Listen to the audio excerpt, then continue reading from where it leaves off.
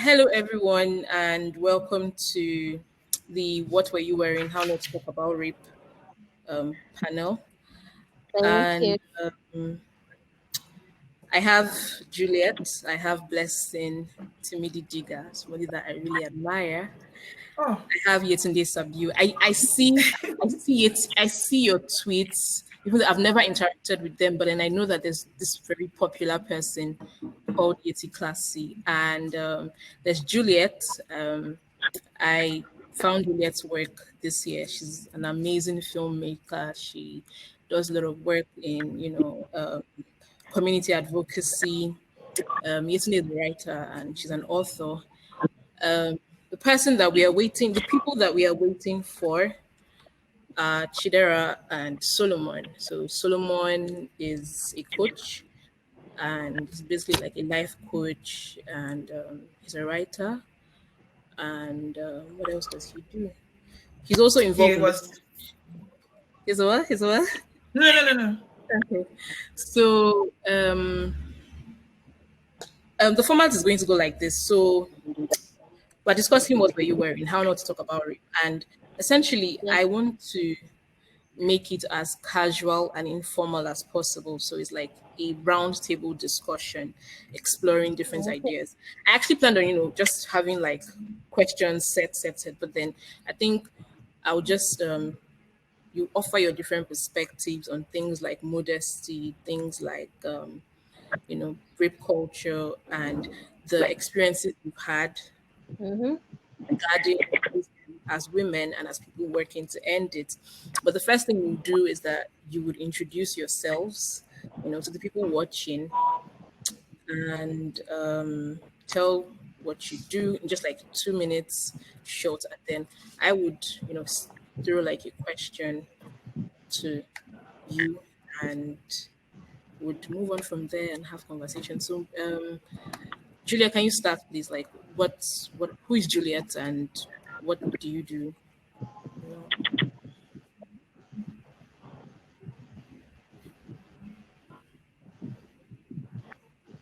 Hello?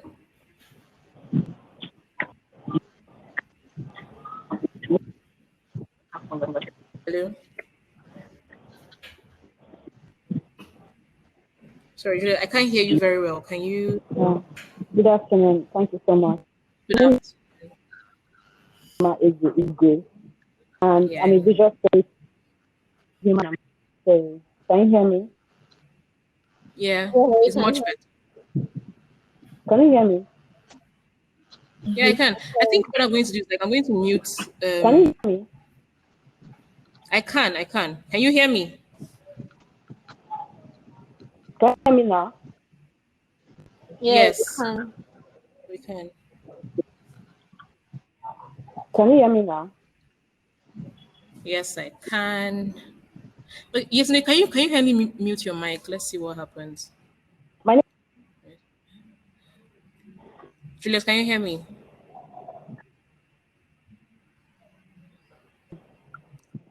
Okay, so like I was asking like everybody's doing like short introductions. Okay, I said my of name is themselves. Julie Igwe, and I'm a visual storyteller.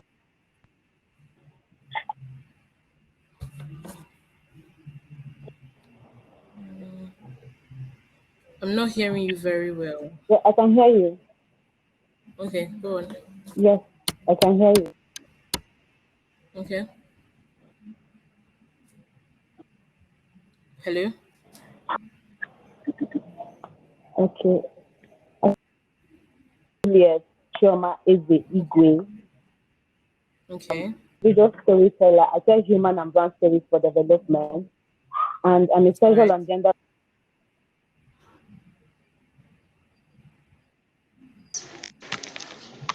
Yeah, I think it's better that you don't use the headphones. Can you hear me now? Very well. Very, very well. Okay. My name is Juliet Chioma Eze Igwe, and I'm a visual storyteller. I tell human and brand stories for development, and I'm also a sexual and gender-based violence advocate in the producer of a short film called The Consequences that mirrors one of the many challenges that women face in their relationship. And in this case, we're talking about domestic violence and emotional abuse. So that is a summary of who I am and what I do. That's nice. That's pretty impressive. You even know that Juliet and I are co-nominees for the Defense and Diversity. Yeah. So, like, I'm looking forward to that. Yeah. Okay, so blessing onto you. Like, like, who are you? Okay. No. So you can hear me clearly, right? Very, Very very well. well. So my name is Blessing Timidi Dia, and I started off as a sexual reproductive health and rights advocate, but right now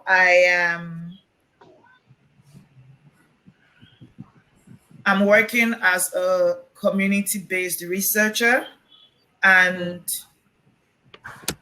basically what I do right now is research on how the different intersections of the lived experiences of women merge. So my work brings together our lived experiences, our agendas, everything. It brings it together. But I have 15 years plus experience as a sexual reproductive health and rights advocate, which is what a lot of people know me as. But That's actually what I know you. yeah, I but started following you. Was it yeah? I'm not sorry, actually, I'm not here for reshoot. I'm just using, the atmosphere favor. Please, I just need Angel. Okay. Thank you. Just someone out. Okay, so I started following you. Was it 2018? What happened was I can't remember what it was exactly, but I think it was something. This babe. What's her name? Nimisiri. yes. Nimisiri Obitomo. Yeah. So like, I really admire Nimisiri's work, and I Joanna, she retweeted something you tweeted. Well, it was a particular thing you said, and I was like, wow, we have somebody who's married who's saying this. I think I remember it was about abortion. Yes, it was an abortion. And I was like, oh, okay, this is interesting. I was like 19, or no, I wasn't, just 2018 there. I was 19 or so, and then Yeah. it's been like I really admire like who you are. I admire your work, and I think you're destined for great places. Thank So, you. Yetunde, hi. Hello, I've gone off again. I don't know what's going on. Wow. Yeah, but you can hear me. Okay. I don't know. Would you leave and then I can hear you, but I can't see you. I don't know what the problem is and what keeps going off and on. You know what I'm going to do? I'm going to remove you from the stream and then bring you back in. I'm going to Okay. remove you from the stream and bring you back in. So remove and then kindly request. She's going to request. She's going to request. She's going to request. All right. Just okay. All right. Okay. You can, Yeah. So I can can you see hear you. Yeah, I can hear you. Okay, Okay, so it's so kindly introduce you. my name is Yeah. Yetunde. Everyone calls me Yeti Classido. Yeah. So I'm into a lot of things, or I would summarize. I'm a makeup and skincare enthusiast. I don't know where they got the fact It's a skincare. that yes, I don't know where they got the idea that I am an author from, though that's a misconception. I've not written any book yet. Yeah, because before like I started the what's it called? Before I started the session, I did like a quick Google search on everyone, and I kept searching for the book that you wrote. So I feel like I have I didn't want to message you and it to seem like you didn't actually do your research. So that was good you're saying it. But then I know you majorly as an influencer. exactly. I just So I know have you to as an give. influencer. I I just know you're have like, to say my thoughts on things that bother me, basically. yeah. Um, let me check to see if our what's his name? Solomon is here. He's not here. Jera is not here. Okay, so it's gonna be three of us now. Um, so you know how most times when we hear like somebody has gotten raped, I don't even like using the word gotten raped because it implies that she did something to attract it. But most times when we hear that a woman was raped, the first the knee jerk reaction is, what was she wearing?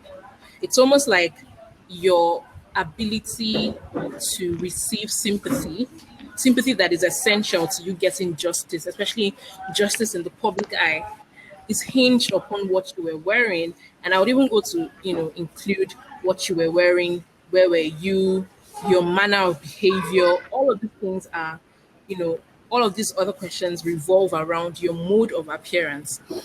And for me personally, I don't think it's right.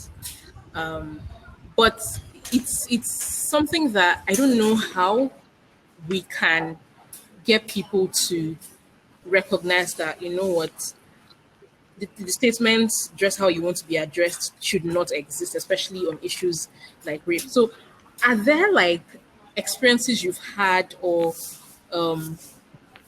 how you like, what are the ways in which you are working, or the ways in which you see how damning that statement is? First question, like, what are the like life experiences you've had, if you're willing to share, that you've experienced how damaging that statement can be? Like, what were you wearing, where were you? So Yetunde, will start with you. Okay, so personally, I've not had that experience where someone would ask me what I was wearing, but then I've gotten harassed before, where you get like called and they are dragging you, they are touching you based on, and if you react, Yeah. do you have gold on your body? Yeah, but Why exactly? So I've not had that like, but then it irritates me because I have like people that have experienced it, and then when they tell me, I'm like, it doesn't make sense. Any reasonable thinking person should know that whatever you wear or where you go to or whatever you have been doing at that point in time has nothing to do with anything. It doesn't mean that the person should be harassed or raped or anything. So basically. All right. Blessing, what about you? So I did write down that question. And the experiences I've had are an intersection of my lived experiences and also the work that I have been doing. I'll start by saying that I have lived in Canada for 2 years now. And the experiences I have in working in this sector in Canada is way different from the experiences I had working in Nigeria. So, for example, I'm a pastor's daughter and I grew up in the church.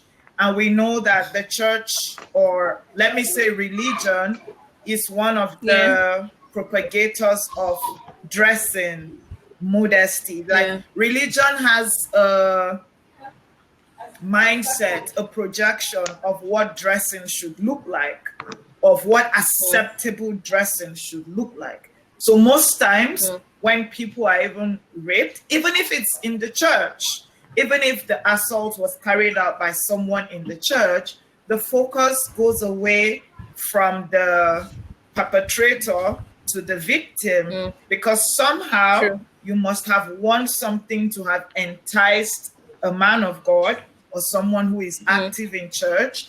And then there's the police aspect. So working in Nigeria, I've had to go to the police station many times. I've had to get police involved in a lot of cases.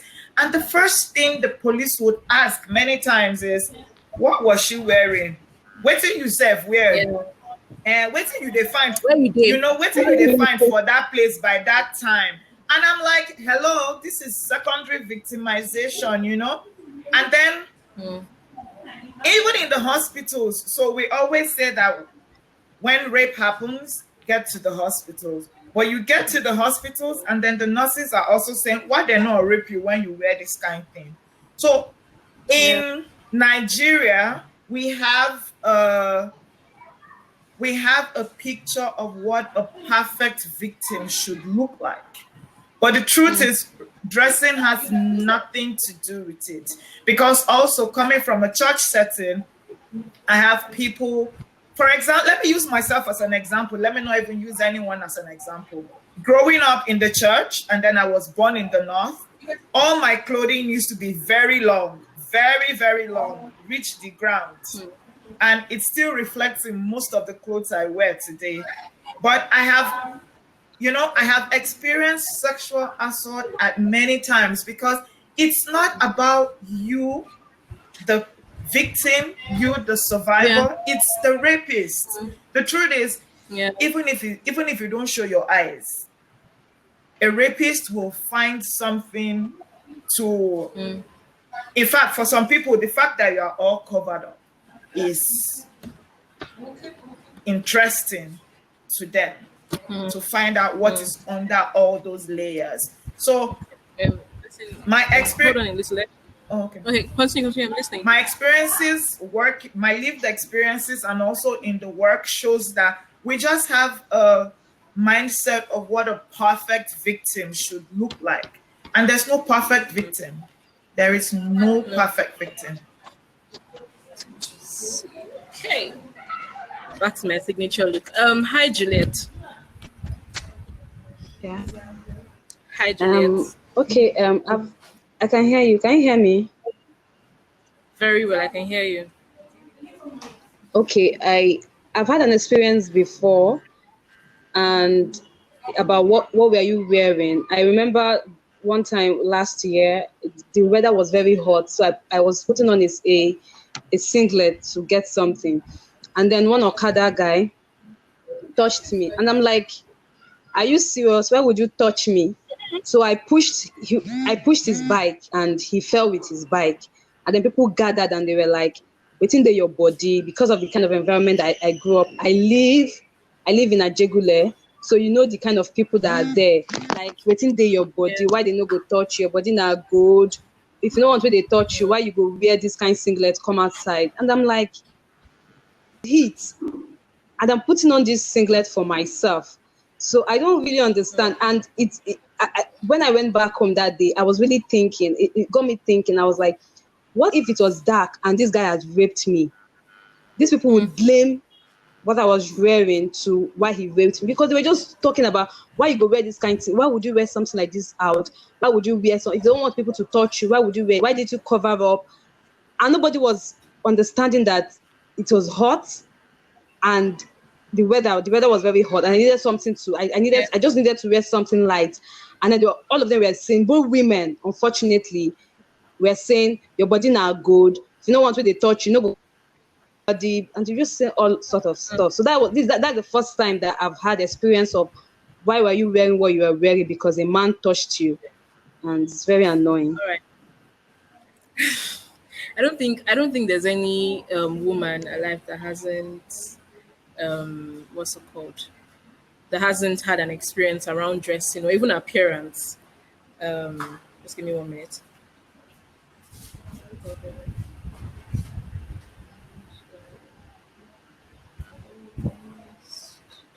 All right. So, as I was saying, I don't think there's any woman alive that hasn't had an experience around, essentially around the policing of how we should look, and I think across the spectrum.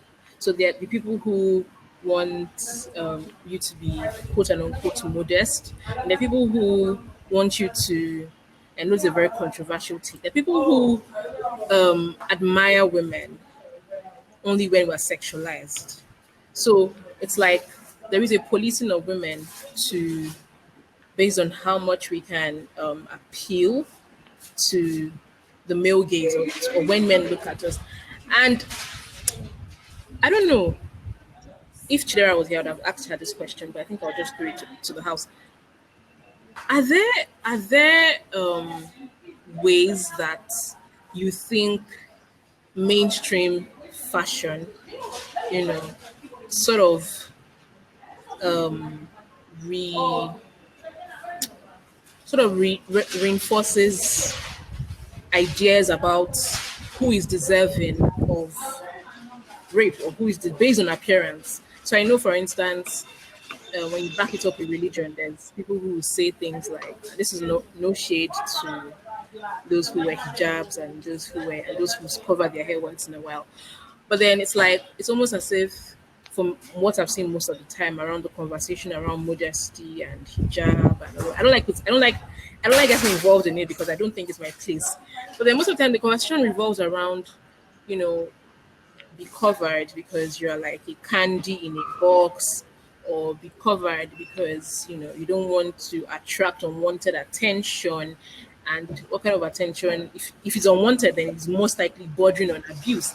So there's this industry of modesty.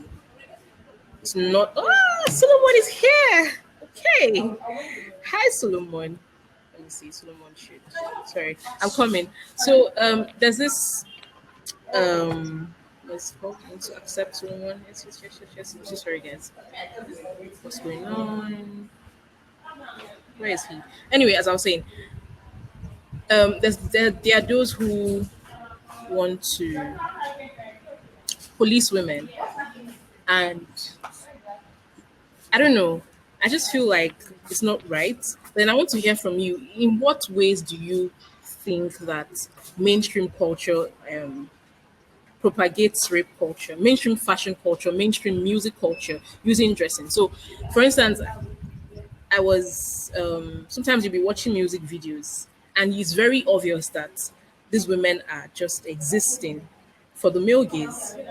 But then you don't want to counter it by saying women should not dress. So I don't know, what are the ways in which mainstream culture accentuates rape culture through dressing? Where is Solomon?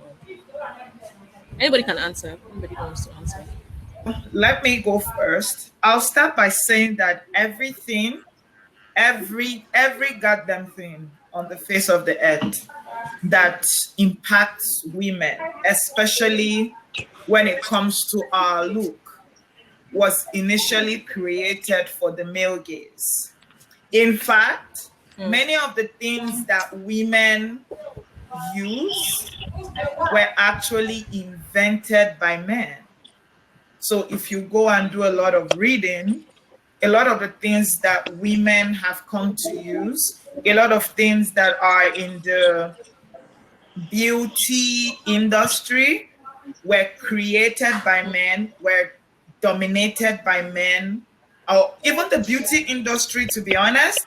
I think earlier this year, someone did a thread of the beauty industry, and people were surprised that there were that many men in the industry carrying out liposuction and all that. So generally, a lot of things that women Yeah. use that impacts women, especially in our appearance, is designed for the male gaze.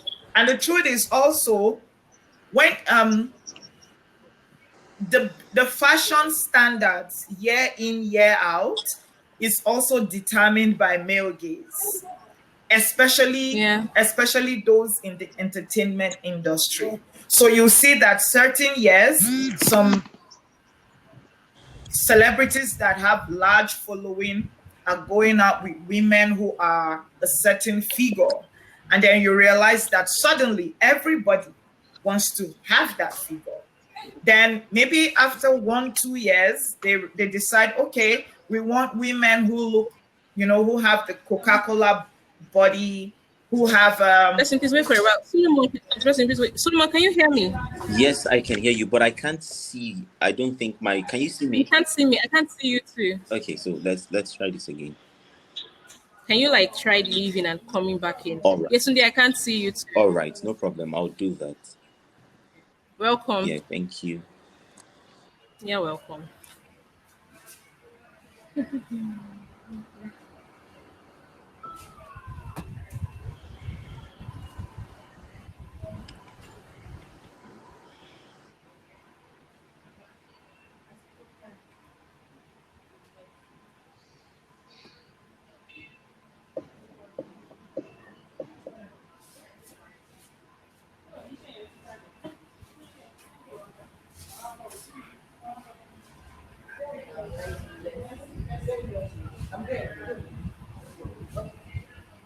I think I can continue while they try to join in. Yeah, you can. Yeah, You can definitely. for example, in the last 5 or so years, we have seen that the figures that are reigning are a certain way.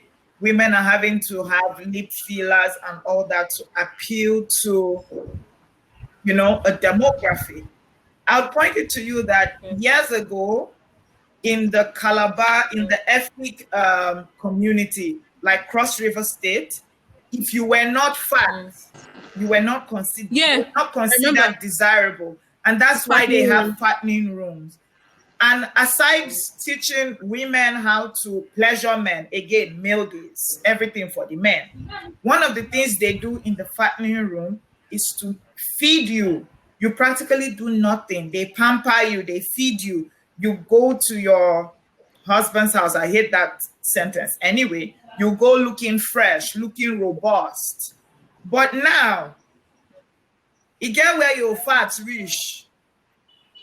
There's an acceptable form of fatness you get. Yeah. So everything, and then when you also listen to lyrics of songs, the things that are said in songs, generally mainstream culture, at the base of mainstream culture is a lot of things that propagate rape culture, that propagate shaming culture, and a whole lot of that at the base of it. Many times, some of us just vibe to songs. We don't listen to the words. And then when you come back to listen, you're like, what? Was that what he was saying, So at the base, the truth is, at the base of mainstream culture, it's a whole lot of things that propagate rape culture, shaming, blaming, and a whole lot of that. So that's where I'll come. Yeah. Where is Solomon? Where is Solomon? Okay, so that's a really interesting observation. Juliet, you work in the film space, and you work specifically, I think, from what I can see, you make films about gender-based violence and all.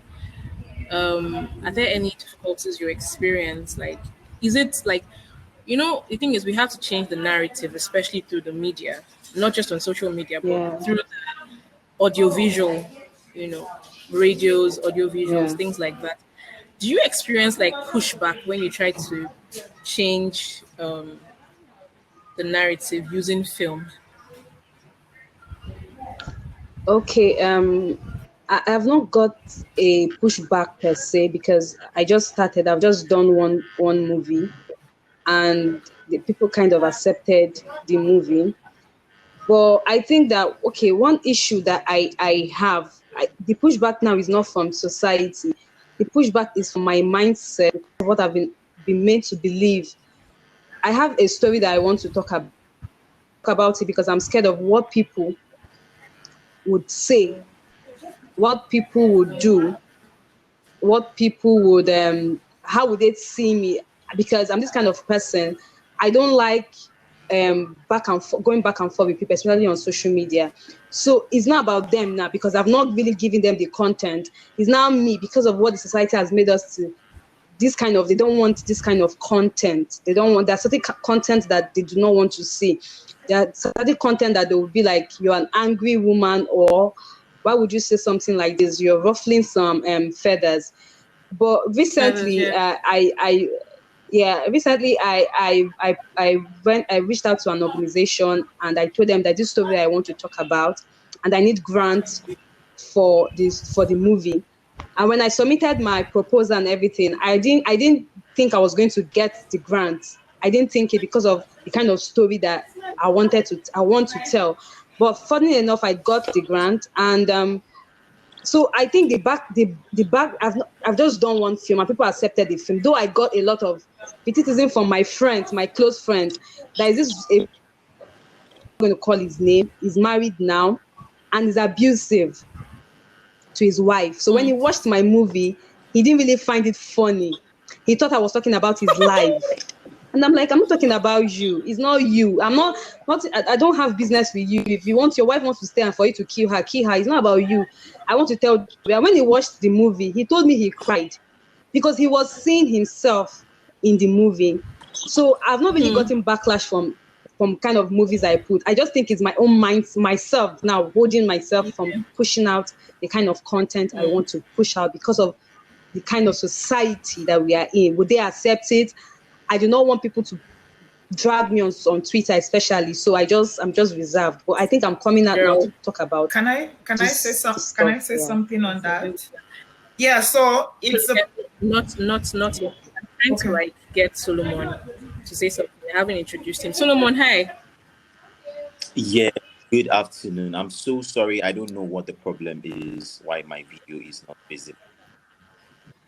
Can you like, technology. I don't know, like I'm not seeing you and I want to see you. I don't know.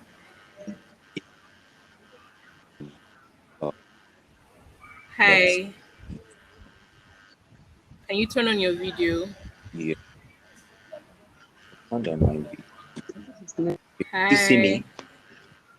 No, I can't. Can any of you see him? No, we can't see him. Even Yetunde, we can't see Yetunde. Yeah. I've been struggling since. I have no idea. See. So maybe we can just continue.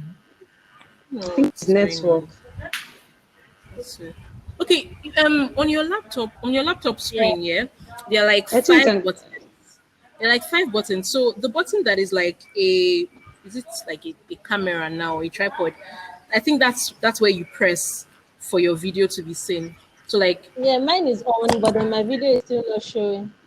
I think as long as we can hear each other, somebody even said that too.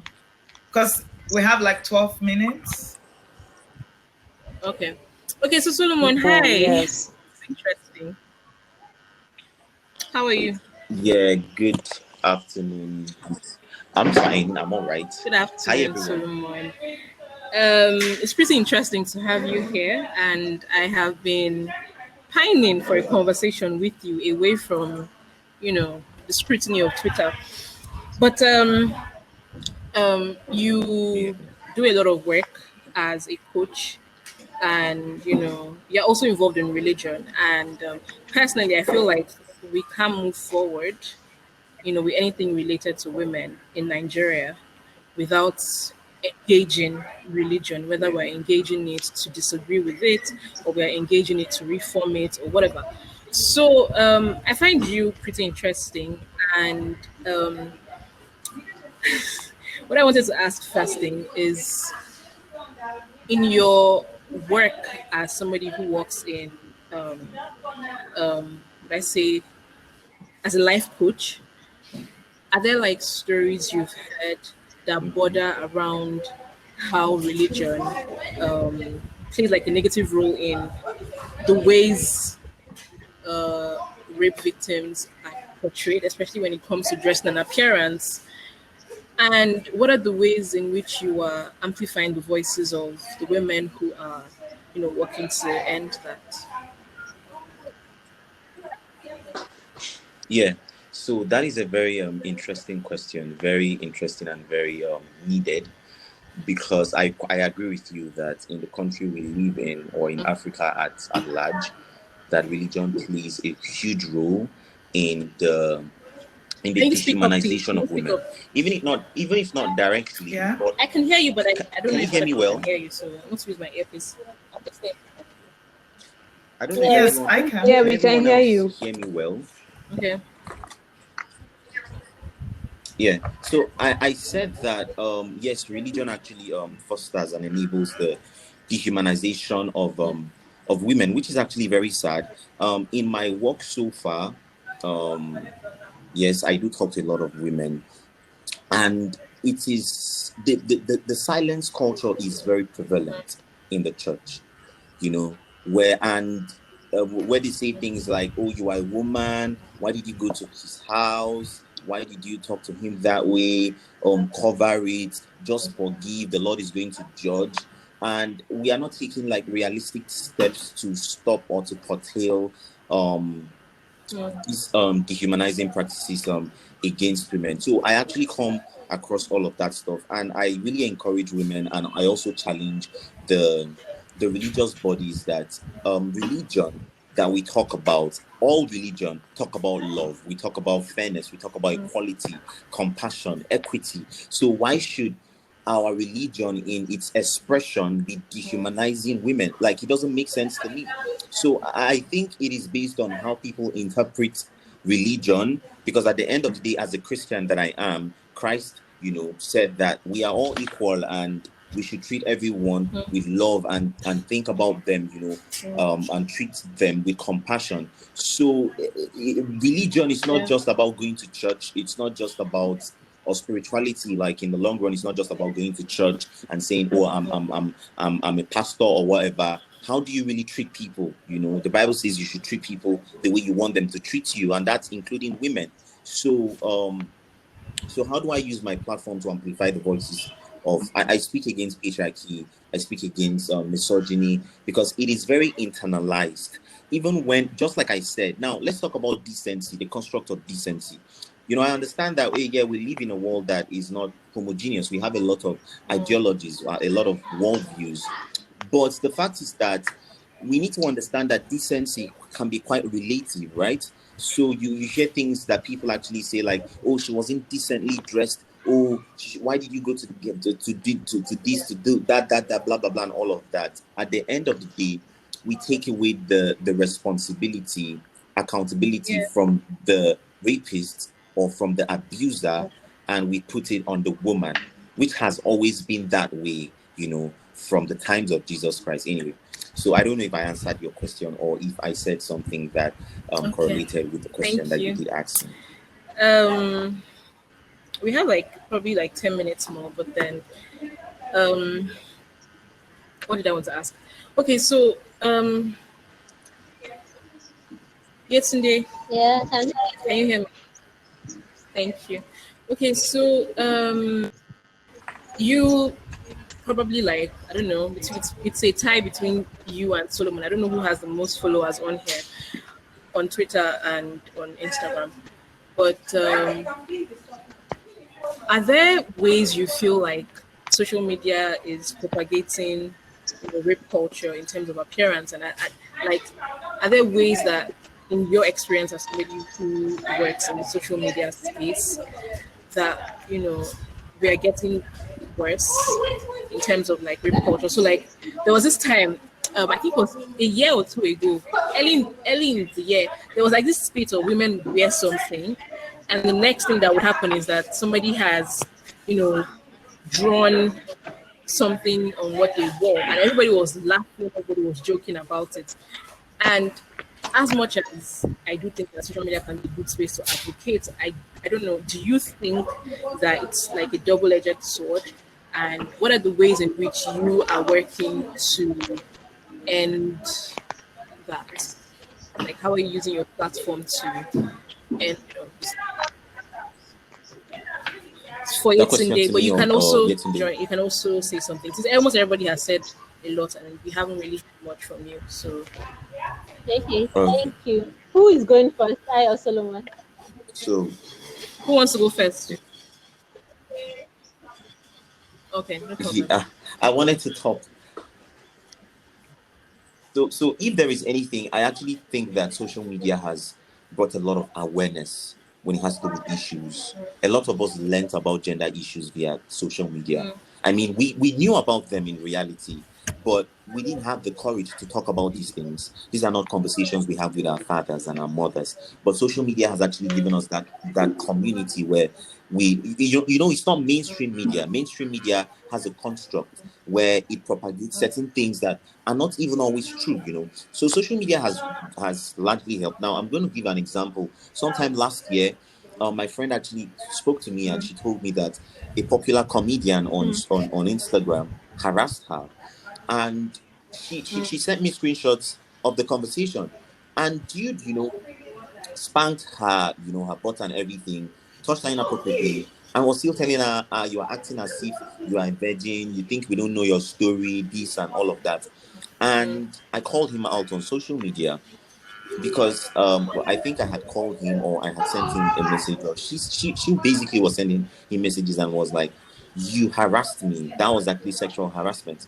And Jude was like, "What sexual harassment? You're just my friend," and all of that. And when I called him out, I remember, I don't know, he got my number and was calling me and calling me. And we had conversations, and he said he didn't know, and all of that. So I feel like, and it is very sad that men have to not harass women because they are scared of being trolled on social media. It's not supposed to be that way. Like, it's supposed to come from a place of, I know what I'm doing is wrong, even if Yeah. nobody is ever going No, to see Solomon, me, I have or to I know come in this here. is This thing you actually said wrong. about But men I not think harassing because they are scared, not because it's something that's wrong. So there was this time when I was very angry. I saw like a tweet of somebody. A man was in the US actually. A woman was wearing like a short skirt and all. He kept on following her. And I made a thread, and I said that, you know what, we need to start decking men. Like, we need to like start beating them. If you try anything, we hit you. Like, essentially, I was endorsing violence. But like for like a week or two now, I've been really thinking about that thread, and I realized that it's one thing to not want to do something because you fear the consequences of what would happen to you if you do it.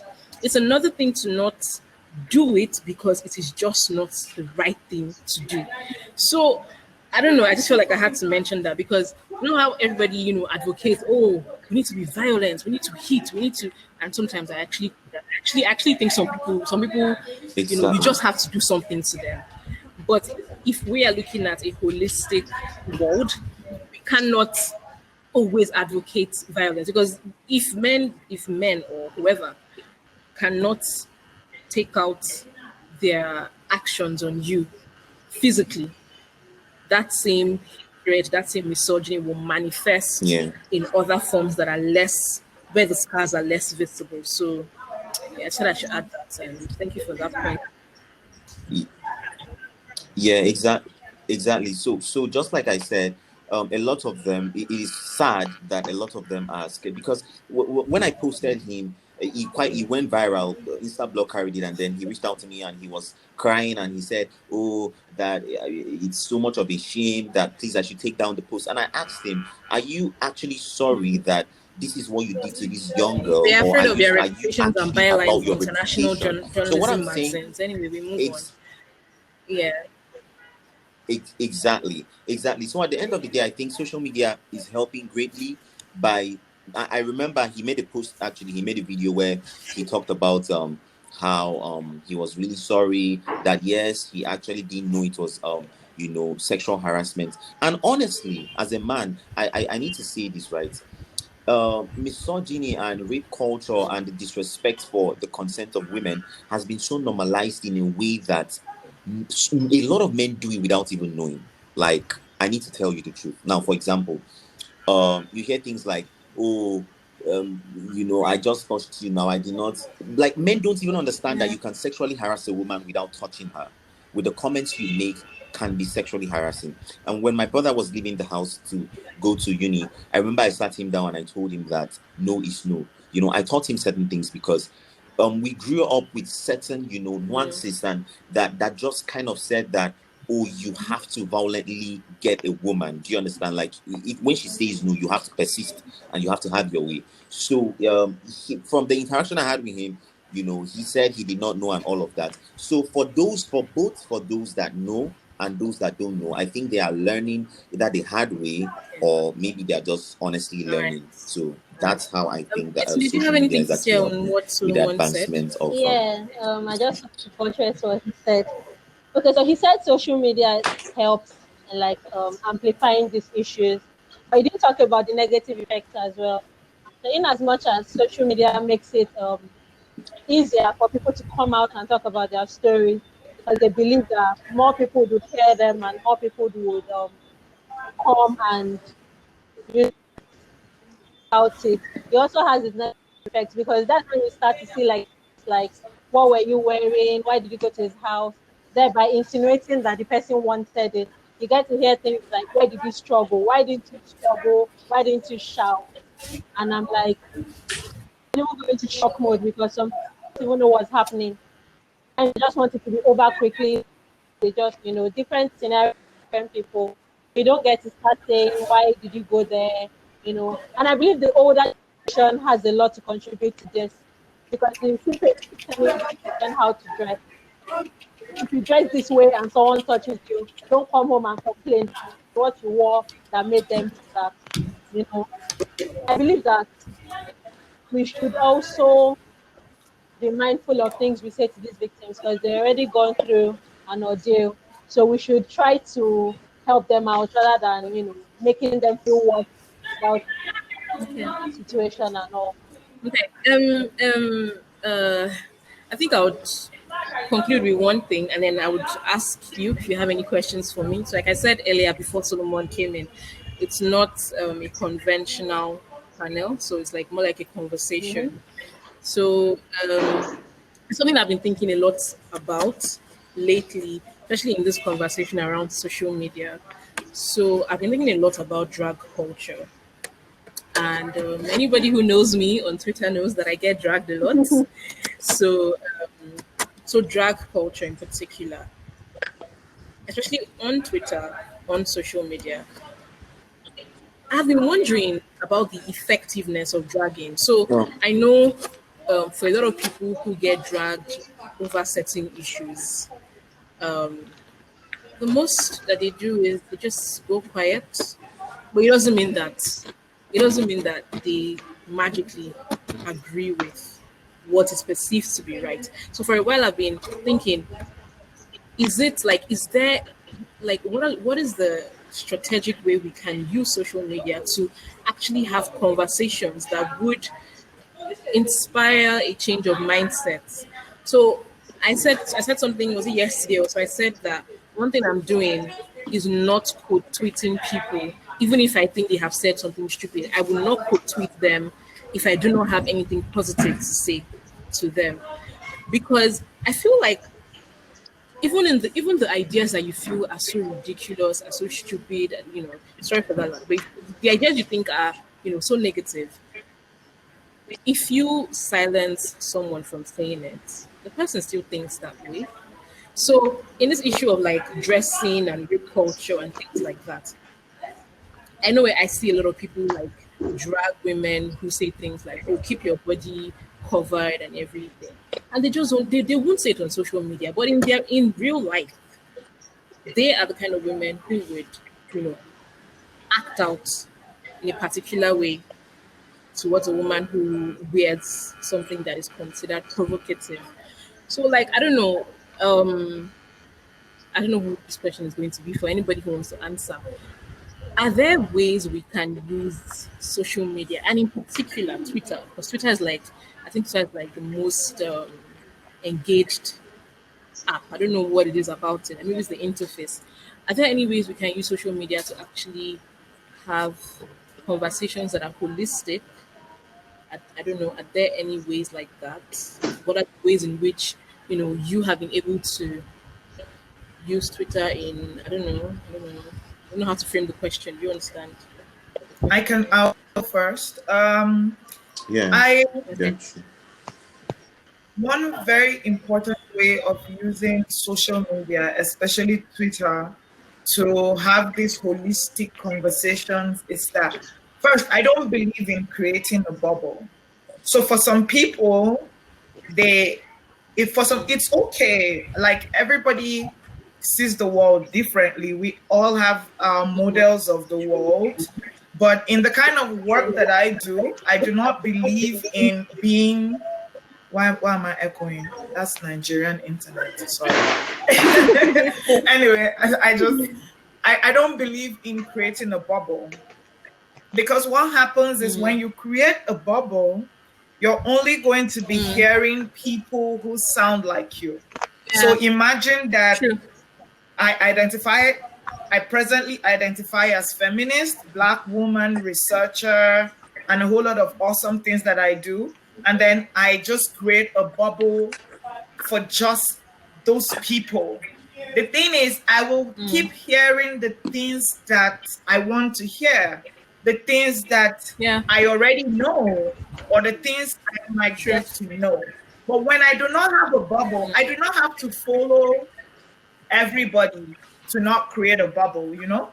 So, but when I don't create a bubble, I get to learn other people's perception. I get to see what other people are thinking. Some shocking, some disgusting, some will get you outrightly annoyed. But I think that's a key way of using social media. And then there's something that I talk about a lot. I have short videos on this also. I talk about conditioning. And when I talk about conditioning, I talk about deconditioning. I think it was Solomon who said something about him learning a lot through social media. And one key way that we will have holistic conversations is for people who know. So people like us who know to put out messages that, you know, push these conversations that are not condescending. Because I also have a problem with teachable moments that come with condescension. So you want to tell people about rape, and then you are telling them, it's not the one that because you say you should wear anything now, you go and wear, you know. That's a very key way.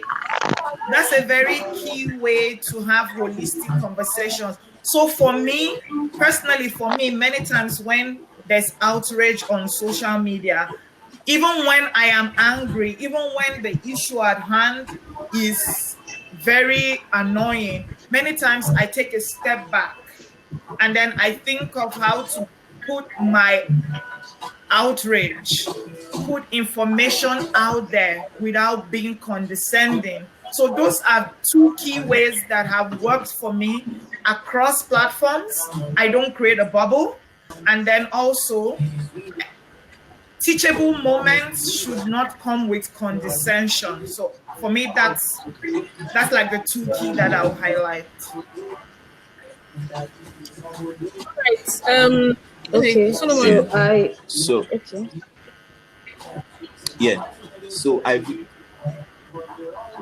sorry. So she Her name said is a Blessing. lot of stuff that is very important. So let me say, Blessing. I'm so sorry, Blessing. Blessing said a lot of stuff that is very important. 7 years ago, I was that man that believed in certain things that are not progressive. You know, I was that man who believed. I was reading some of my writings from years ago, and I saw myself saying things like, if your husband is cheating on you, you have to pray, you have to submit, and all of that. And what am I saying in essence is that progressive people today used to be people that weren't so progressive years ago or some time ago. And when you understand this, you have that same patience with people who are not progressive. And this doesn't mean that we should close our eyes to people dehumanizing people.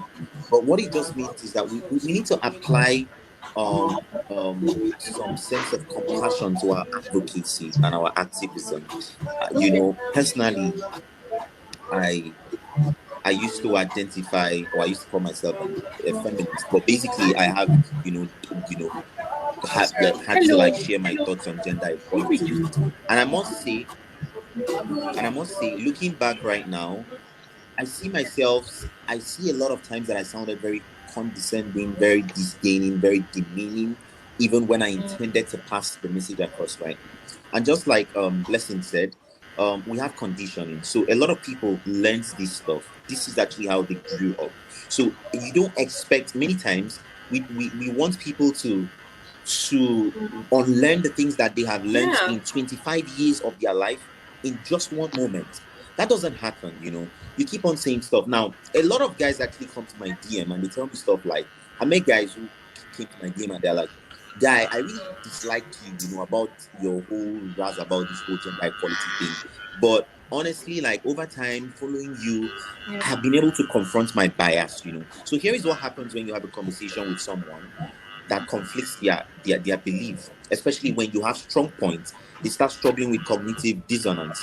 And when you have a stronger point, trust me, they would start having conversations with themselves, and they'll get to that point where they surrender their former beliefs, and they adopt the new belief, unless they are just I'm very gonna adamant. ask. So it is very important ask- that when we have, you said, hello, Yeah, we can can hear you hear you. me? Seems like Angel. Yes, Yeah, we can can hear hear you, but you. there's feedback from somewhere. Are you- So okay, if other people can okay, mute so I will themselves need while to. others are talking, I think it will help. Okay, Okay, so I will need to end this in like 5 minutes. okay. And yeah, so do you have any questions for me? What are the what action? What's like what's what what are the things you took from this session, and what are the ways you think we can be better? Okay, can Yeah, I? I wanted, okay. Okay, so for me, right? But Okay, I took something from. sorry, Dylan. So buttressing what Solomon said about the way people grow up. I said earlier that the older generation has a certain way of looking at these issues. They think about their reputation first, and they don't put the feelings of the survivors before their reputation. So I just believe we need to keep educating, because on my Twitter page, right, they keep telling me that yesterday you have time more, because I keep explaining and I keep explaining even things that you say, okay, the reason we think a person should think this way, but then I just keep breaking it down. I keep telling them, just keep educating. And in as much as you know that some people would not get it, no matter how much you try, we just have to keep educating and letting people know that this thing is wrong, and we have to just keep talking about it. Thank you. I don't think there's any other thing I want to say. Yes, I Juliet, wanted, So, Do you have any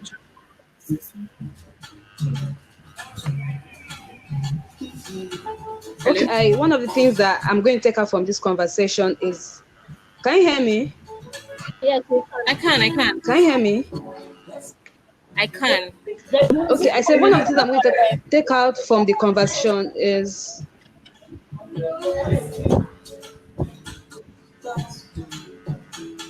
there is noise somewhere. Yeah, music is coming from somewhere. It's really disgusting. Anyway, turn now, Juliet, continue. It's better, continue. I continue. can hear you. Okay, I said one of the things that I'm going to take out from the is I do not need to create a bubble on social media. I don't need, because I was like, I see what other people do online, and I'm like, I don't have the strength for dragging. I don't like it at all. So when Blessing said she do not like to create bubbles on social media, so I just took that out. I just need to do my work and let me do my impact anywhere I can do it. I don't need to come on social media and start shouting, I'm a feminist, I'm a this. I just have to speak for me. I don't need to start. I need to just blow my trumpet, but I need my work to be the ones to do it for me, not me coming out to say I do this, I'm that, and then there's nothing to show it for it. So this is one thing I'm taking up from this conversation, to go back home and then work on something tangible that people can see, not just coming online to make noise about who I am and what I do. All right. So I'm so sorry for anyone that has any I want comments, but like I want to say a last thing. Okay, so For me, when we talk about conditioning and deconditioning, as we're also reaching out to, as we're talking to people about conditioning and deconditioning, we should also hold space for ourselves, because we're humans too, and we have learned things over time. And so it's okay to feel uncomfortable with when reality hits you. It's okay to feel uncomfortable that you also are going through an unlearning process. So while we're reaching out to others, it's important to hold space for ourselves, because we too are evolving. as we do this work. That's it. Okay. For me, I think what I'll take from this is actually Solomon. It's something about social media. Social media can give you like this idea of someone as Solomon. Can you hear me? Yeah. So social media can give you this Yeah, I can hear you. idea of someone as I don't know how to say it without offending you, Solomon, but generally, there's a lot of dragging you go through on social media. No, don't worry. So You then can actually see I that. think that in your case in particular, it's very important not to jump to conclusions, even though I don't think I can agree with you on everything.